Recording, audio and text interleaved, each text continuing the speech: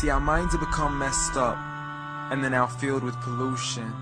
TV screens and magazines, we're beginning to look for a solution. Plastic surgery, diets and pills, but still not seeing any form of improvement. We stacked up all these dollar bills, but still not sure what to do with them.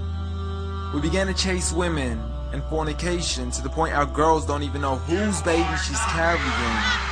We're so afraid of commitment that I have no problem with damaging. She has your kids now, but you're still not even contemplating the possibility of marrying.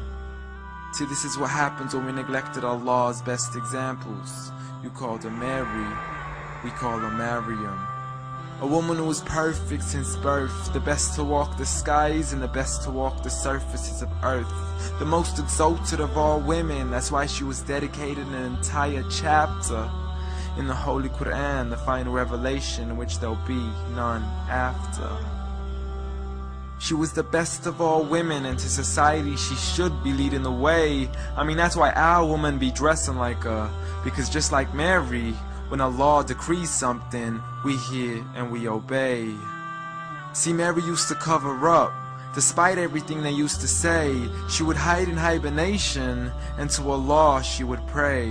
And when she was visited by angels in the form of men, she said, if you fear Allah, you would go away, because in the presence of men, she would not stay. But anyways, today we're taught to be against segregation before in support of all forms of liberation. To free yourself from the clothes that only lead to your degradation. Why do you gotta cover your face for? We gotta see your identification. But little do they know her identity's right there. A woman who fears Allah and commits to her religious obligations. See, I respect all women too, because that's what my religion teaches. To lower your gaze when you're walking, there's no need to check out every second woman's features. There's no need to even shake another woman's hand, because in reality, there's only one reason why a guy would be pleased to meet you.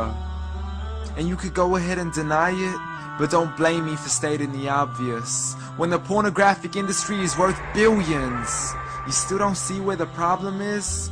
Sex is embedded into society to the point we'll exploit it to merely sell a car. So you can act like this is all new to you, but you know for a fact how innocent we really are.